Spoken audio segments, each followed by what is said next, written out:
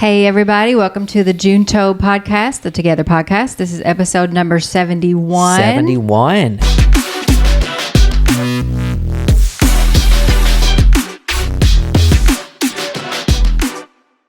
Bright, sunny day. How you doing? I'm good. Good to be here, be with you. I like your shirt. Yes. Yeah, and tell them where they can get one of those, by the way. We're going to be having those.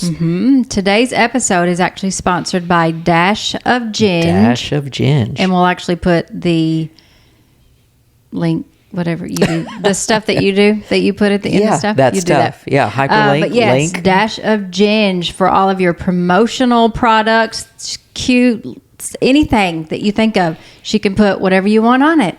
So hit her up for all of your printing, screen print, needs. I love it. Amazing. You know, that's who we go to when we need something for the Junto podcast, for the Together podcast, and we just, are so, I don't know, just the work that she does, it's awesome, and it's good stuff. So definitely hit up Dash of Ginge. And by the way, the Ginge, you know, there's a red-headed camaraderie there between you and her. We are Ginger sisters. That's it, Ginger sisters. Yep. She's actually, we've had her on the podcast before. Yes. Miss Marissa. We were doing, because she's a teacher as well. So we were doing a teaching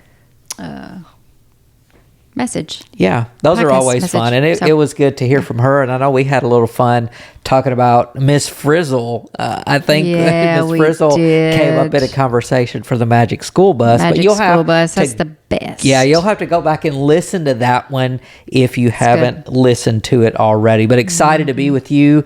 Welcome back, or welcome to the Junto podcast. As always, we are talking about life, real life things. Generally, that always comes back to the perspective of faith. In episode 71 today, my gosh, we are going to be talking about modern day addictions. 7 modern day addictions. Crazy. I'll be honest. Yes. When, first we looked up the article and talking about the title, 7 modern day addictions. Like, okay, I'm good. Let's do this. And then we get into it and start listing them. Ooh, and it kind of stepped on my toes a little bit, if I can be honest. Yes. Things that you don't want to admit that you're addicted to, that it just, you feel like you're in it. But it's not an addiction. It's just what we do. Yeah. It's just something that we do. But yeah, they're addictions. Predicted. Well, and I think what's different about this, when we generally think about addictions, our mind tends to go to alcohol, to drugs, to hardcore substance abuse, maybe even things of a sexual nature, pornography, things of that nature. But the reality of it is that we as humans can be addicted to several things. And really, I think when we're talking about addiction, it's just the overuse of something, or maybe not even the overuse of something, but maybe it's a mentality that we have. So I thought it would be interesting to talk about these modern day addictions to give us a new perspective. And I don't want to minimize the major addictions. Obviously, those are there and get help. Like, if speaking to everybody and anybody, including ourselves, you got major addictions. Obviously, we want you to get the help you need. But these are going to be some addictions that I think a broader audience can relate to, because these are just everyday things, like you said. What do you think? Yeah, and it's like, I got to have that.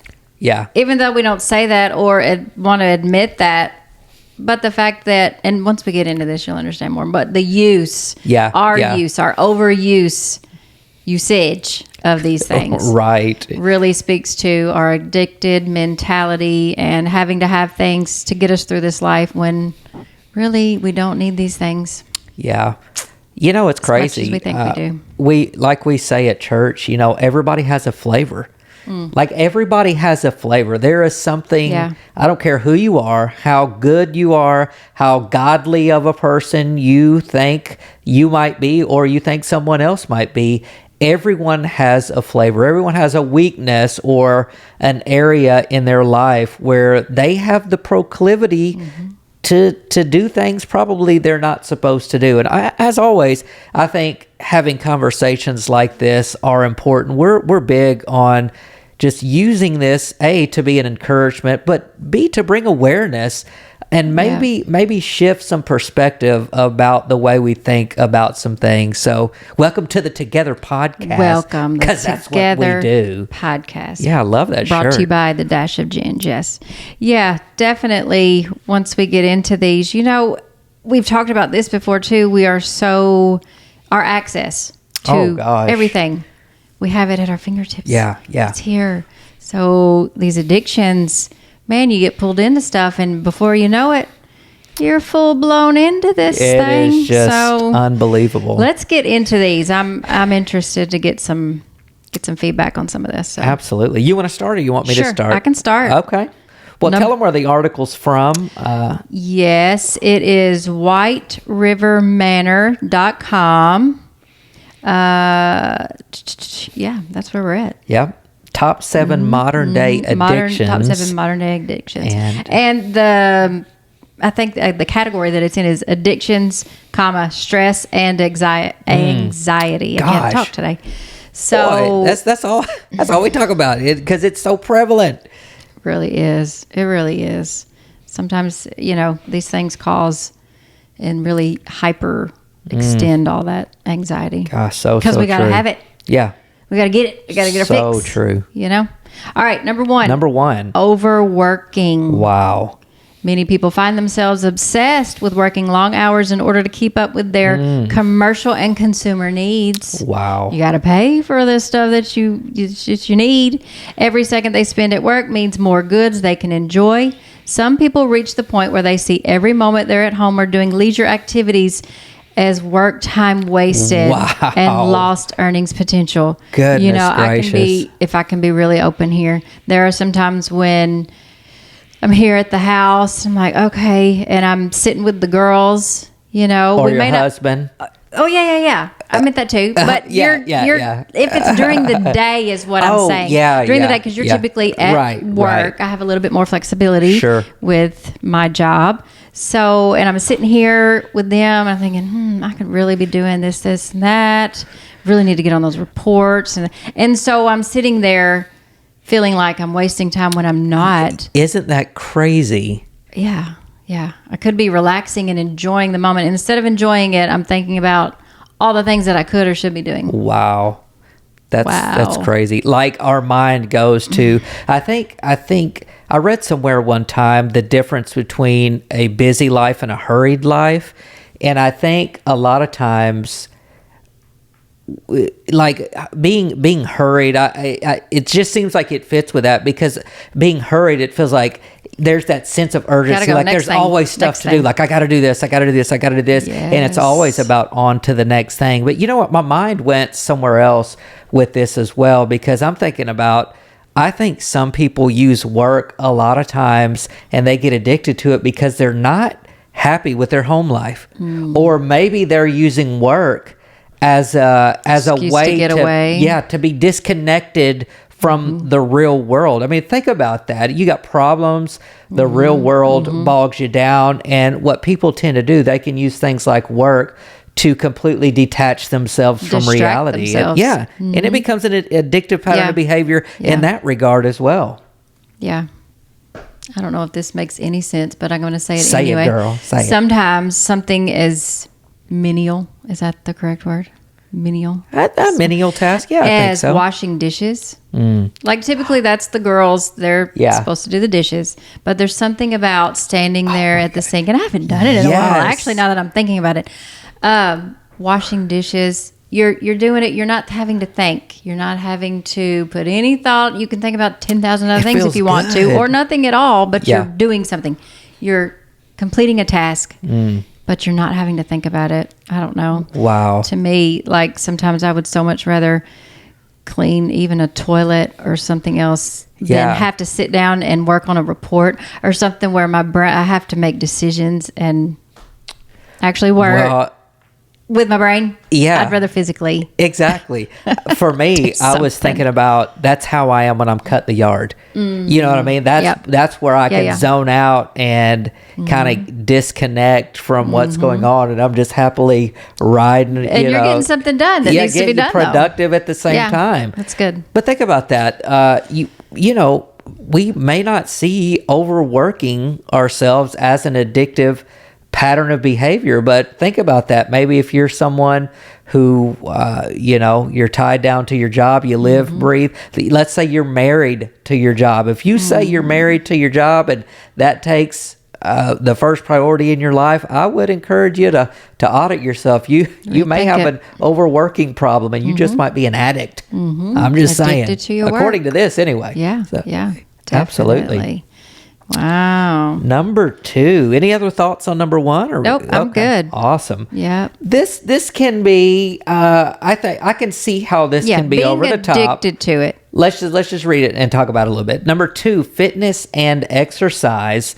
Statistics on fitness and exercise addiction can be difficult to find because they often coexist with eating disorders. This is where it becomes an addiction, because they often coexist with eating disorders such as anorexia nervosa. In a 2009 study by Behavioral Neuroscience, a journal that publishes original research titles, it was found that people with fitness and exercise addiction have a similarity to those addicted to drugs. Wow.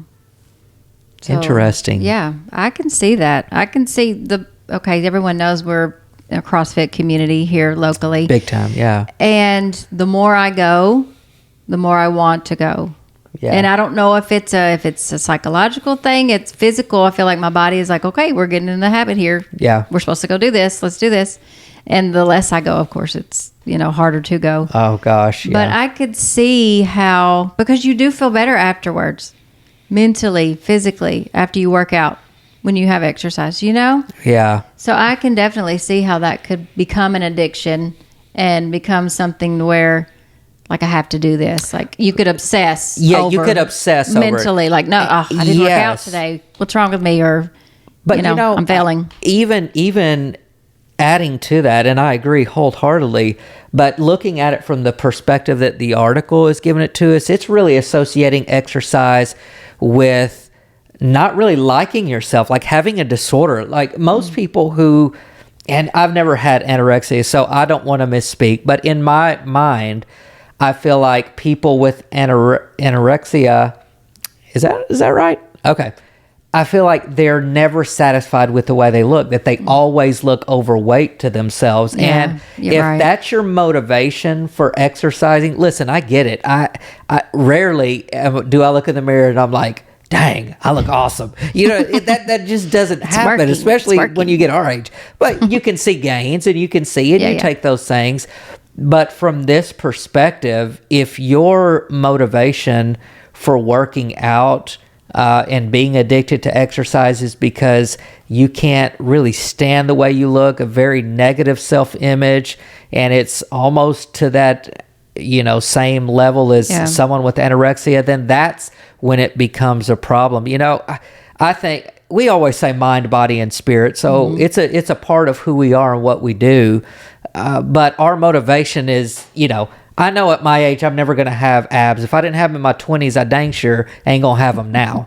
So our motivation behind it, though, is to stay healthy to stay, looking fairly decent, to stay in the same pant size, and just to be overall health. We're not doing it because we have a disorder or something like that. Yeah. So, and that's where this article's taking it, which I can definitely see how that would be the case. Yeah. Wow.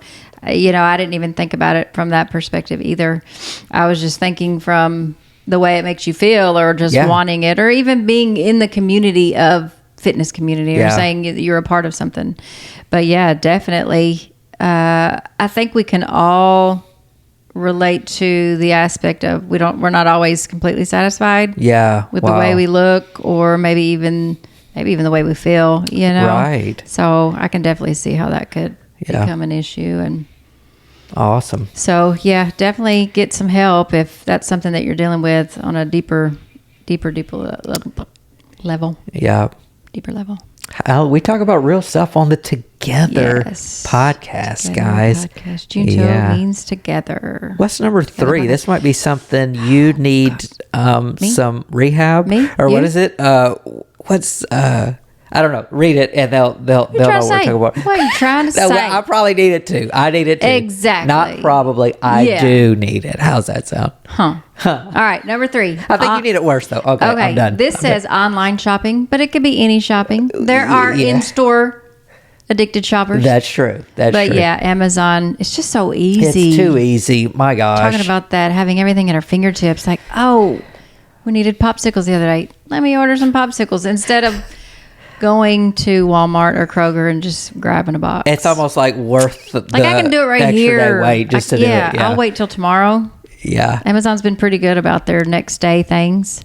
But even beyond that, there's other things, Okay, when you get to where I don't really need anything, but let me just see what's on here. Right. And, I got to have that because, it's 20% off and I only have 10 minutes to get this lightning deal. So I might as well go ahead and get it, even though I don't need it right now.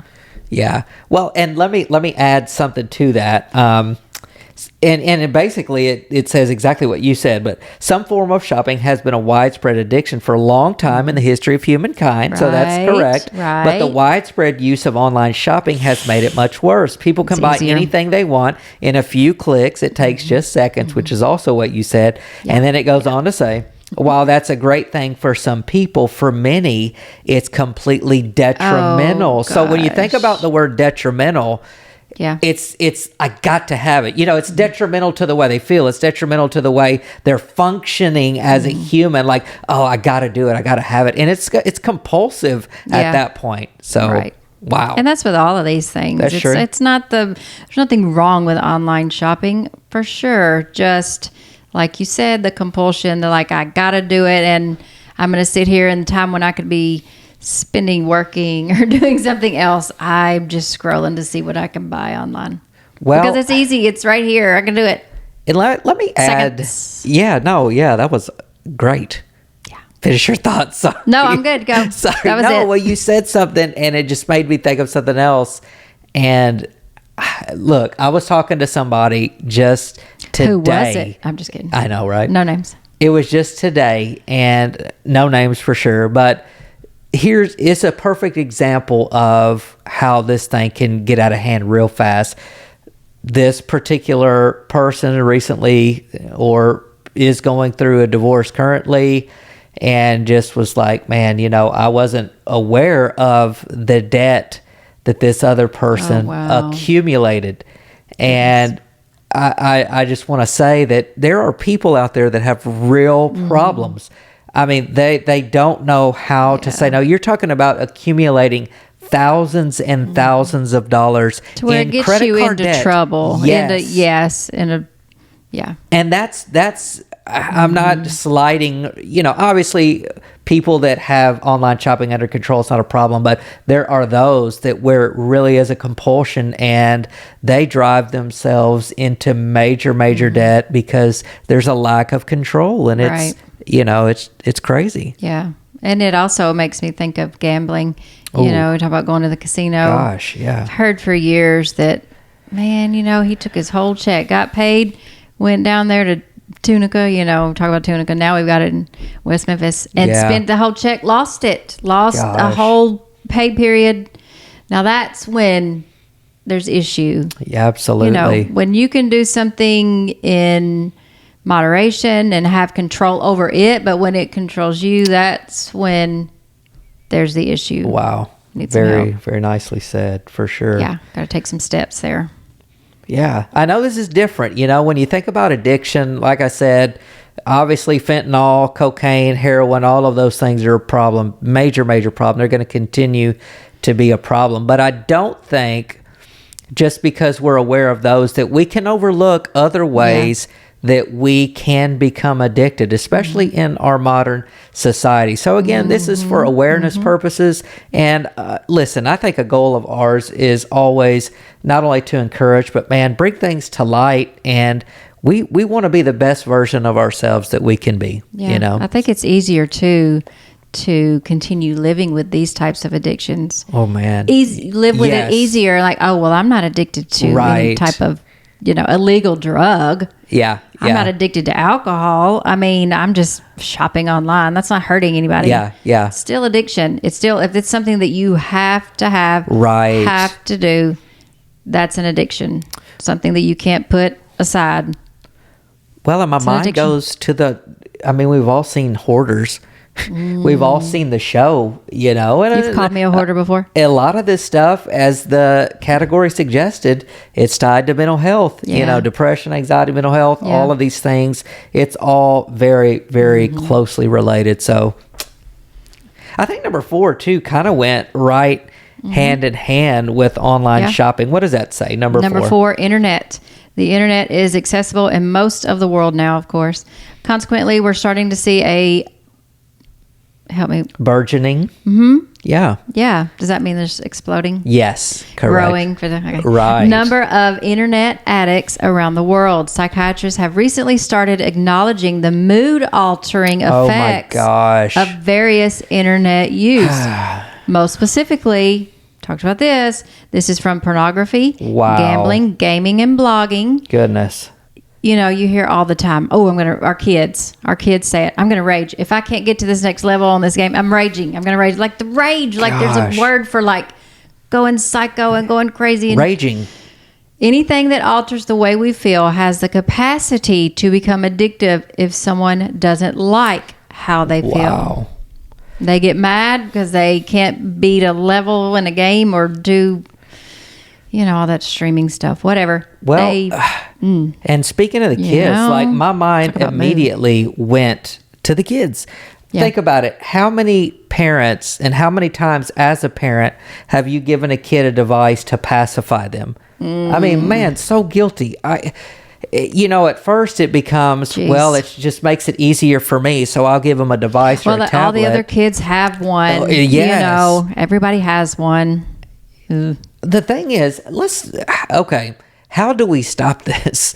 How do we stop the cycle? I'm asking for myself because this is really hard. Mm-hmm. We still do it. We have time limits set on our littles' devices that goes off at a certain time of night, and they're not supposed to technically get additional time. They'll say, hey, can I get a little bit more time? Can I get more time? Because they're playing games with their sisters. Like we're all 4 playing together. Yeah, so that's what they use to tell us to give them more time. We're playing together, yeah. Yeah, I can see, internet definitely and the mood access, altering. Mm-hmm. Man, it's a real thing. Wow. And I don't know, I can't remember if we've gone into this, but the pornography is definitely something that can become an addiction, and talk about altering reality for someone and the perspective and what's expectations of real life versus, man, that can get you into just some deep I don't know the word. Yeah, well, deep stuff. And it's crazy, I don't. Okay, we'll just do it. So we'll just do it. You want to be vulnerable, but you don't want to be too vulnerable at the same time. Right. If you're listening to this, we just want you to know that most of the things we talk about are coming from a real place that we have walked through ourselves. Humans. Yeah, and so I'm thinking about that. Some of these things you just don't get back. I remember when me and my brother were little, the first time we were exposed to things we probably shouldn't have been exposed to. Right. We were at an uncle's house, found his stash, a collection of, their print magazines back then. Yeah, and then, that's true. And it's nothing that we were doing. We weren't looking for anything. We weren't trying to be mischievous. We were just being boys, staying with our uncle visiting and happened to stumble upon it. Well, the thing is, once stuff like that enters your mind, it can never go back out. It's there. And so, we're talking about access to the internet. We're talking about giving devices to kids to pacify them. Right. Even if they were like me, not looking for something, guys, online, they can stumble upon anything. They could be searching for something that in their mind is innocent. Kids stuff. Something else could pop up. And guys, once once you see that, once your mind goes, you can't go back. You don't get it back. Mm-hmm. Like, you don't get it back. So I think that's a whole nother thing we need to be aware of when it comes to this whole internet thing, because it's not just about having access. You're literally changing. Like, there's something that literally happens in your brain, in your psyche, when you have experienced something like that. You're literally never the same person again. Right. Your makeup has changed. Your DNA, it's different. It's different. Yeah. There's something to be aware of. Especially with our kids, man. Yeah. Check their devices, have limits, have guidelines, talk to them, beat it into their heads, not physically. Right. But if you need to remind them, the scripture says, I tell you these things again and again because it's for your good. Yes. So that it gets in there and you remember it. And in those moments when they aren't with you and they don't have you telling them, they'll remember it and they'll say, oh gosh, I should not be on this. What is that I need to do? Instead of, what is this? Let me keep going further and further. Yeah. So, and that's just what happens if you don't nip it in the bud. You just gonna go further. That's another sign that it becomes an addictive pattern of behavior. Mm-hmm. It's like you do a gateway drug, and that drug it's not enough after a period of time. So you move on to something heavier, and that's why having these conversations, I think, are important, because even if we don't personally struggle with any of these, we could potentially be borderline.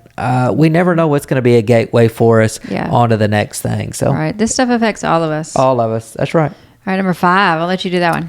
Oh, me. Sexual gratification. Goodness gracious. It's perfectly normal that humans crave sexual pleasure. We are made that way.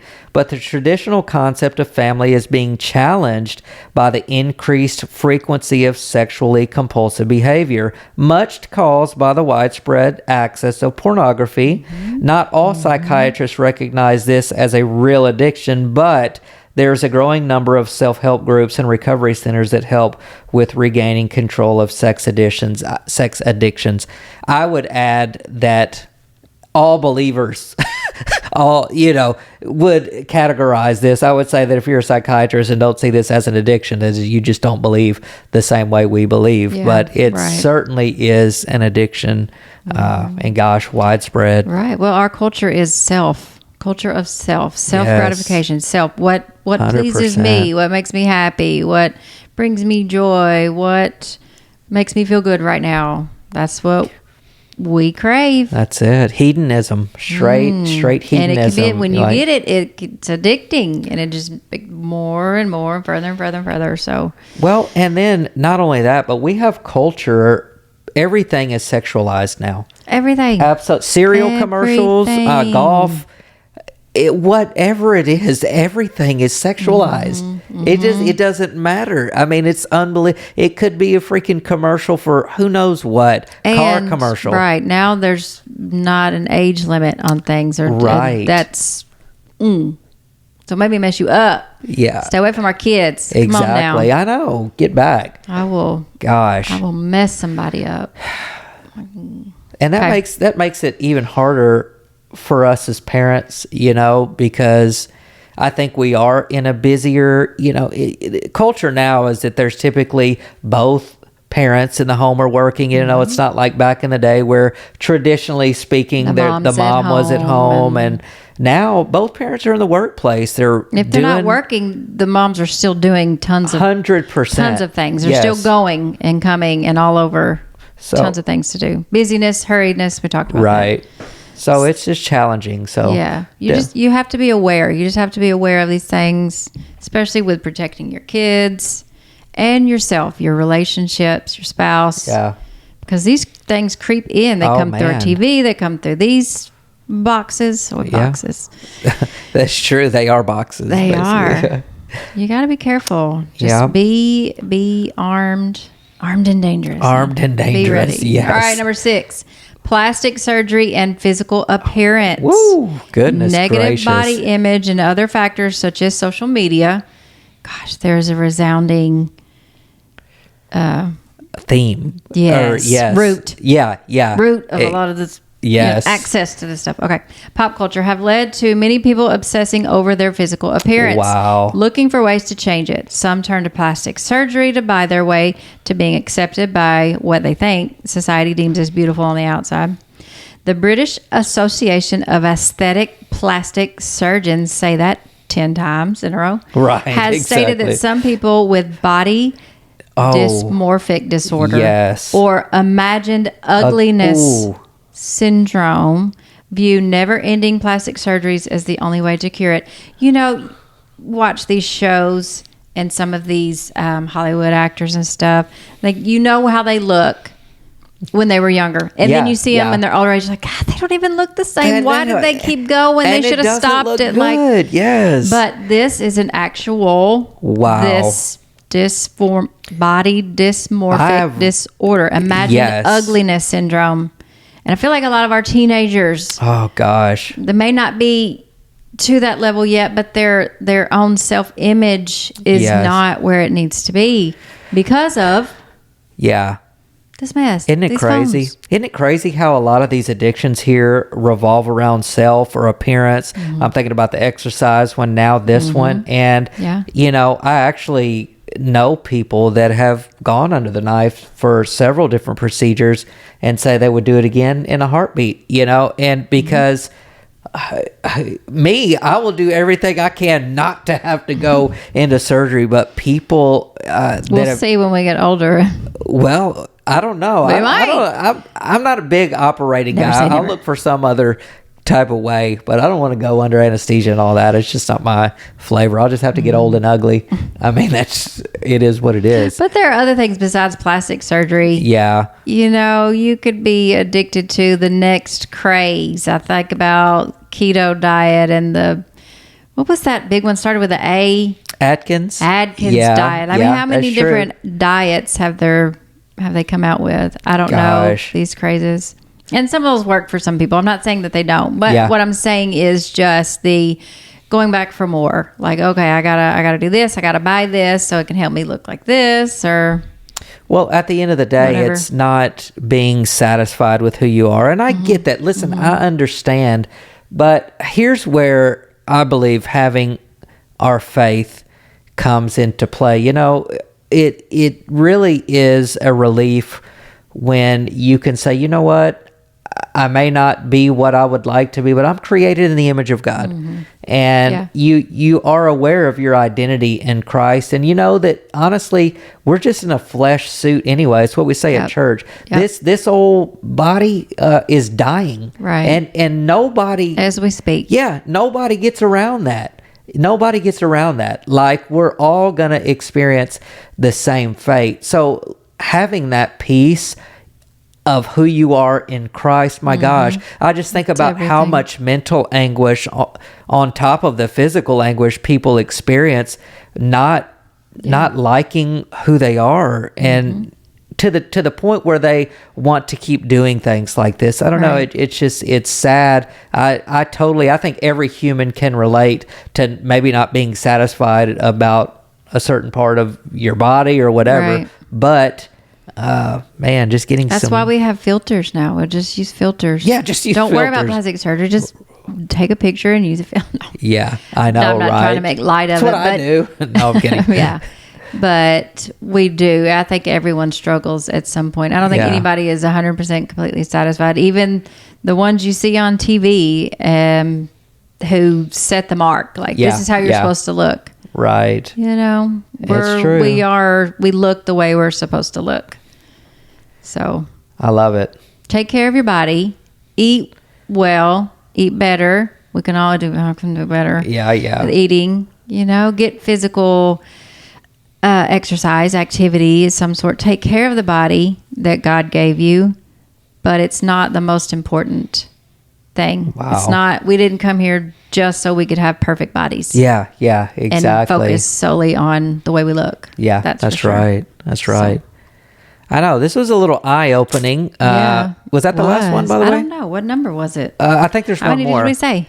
There. Oh, last one. Okay. Well, before we move on to that, I hope this was a little bit eye-opening. These aren't, when you think of addiction, like we've already said, it's not fentanyl, but these are things that you might not even be aware of. And maybe you're already aware of all of these. We all probably know when we have a problem. A lot of people do. We just, what do?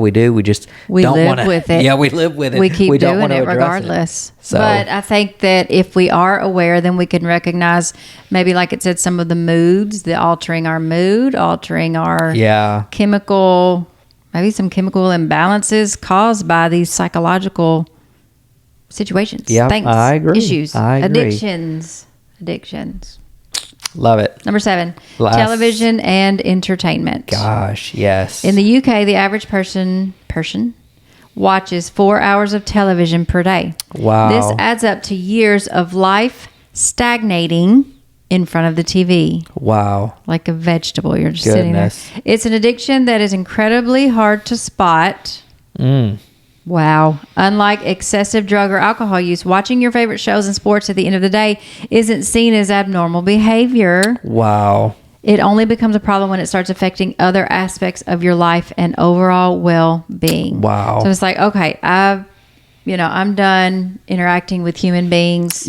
So this is my time. I'm going to watch my show, and it's just continual hours. Goodness. Veg out, not accomplish anything.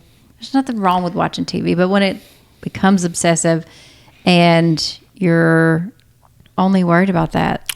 Well, I think about, these are problems our pioneers didn't have. Our early. Why? Because listen, you had to work till there was no light outside. Why? Because if not, we can go to the grocery store and buy our food, but man, every day, survival was like, are you going to get up off the couch and make your food? Go, you better get up and do something. Man, and we are living in such a culture where everything is terrible. At our fingertips. I just worry if stuff really ever hit the fan. Most of us, when it does, boy, most of us are gone. We're out of here in a week. We're gonna be like, what are we gonna do? Survival skills. It's just gonna insane. Sit and you gonna eat your canned goods, your refried beans, as soon as that's done. Come on, till it's gone. Start eating the leaves off those trees. Well, good deal. Well, I appreciate the conversation. Yes. I hope that you got something out of this as well. These are not things that probably come to mind when you think about addictions, but I think that if we're just being honest with ourselves, maybe this will paint things in a new light. And this will also help us to quit judging others who are dealing with some major addictions as well, to understand that, nobody's perfect. Call those mainstream addictions. They're mainstream because those are the ones that everyone talks about and wants to point out. Exactly. But let's point some of these others out because they're addictions. That's it. Well, I want to close with a scripture real quick. Romans chapter 10, verses 11 through 13 says that anyone who believes in him will never be put to shame, for there is no difference between Jew and Gentile. The same Lord is the Lord of all, and richly blesses all who call on him. For everyone who calls on the name of the Lord will be saved. And I hope that comforts you today, regardless of what you come from, regardless of what addiction you're struggling with right now. There's nothing too big or nothing you've done that will eliminate God from meeting you right where you are. So good stuff. Yeah. Any final thoughts on these crazy addictions? I've got some stuff to work on. Yeah. Yes, we do. Got some. I want to take it, lighthearted, but yes, we've got some stuff to work on. Just some things, more awareness. That's it. More awareness. Work on a little bit at a time, step by step. Step by step, day by day, one foot in front of the other. Is that a song? That's it. I don't know. It is now. I'm going to write one if it's not.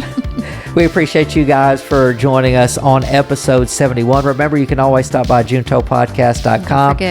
Pick up a t-shirt while you're here. And, why do we go by the Together Podcast? Well, y'all know that Junto is a play off the Spanish word junto in Spanish, which means together. So if you hear us reference this as the Together Podcast, it's one in the same. That's exactly right. Junto Podcast is the Together Podcast. That's it. Thanks for joining us. We'll see you next time on the Together Podcast. Yes, be blessed. Bye-bye. See ya.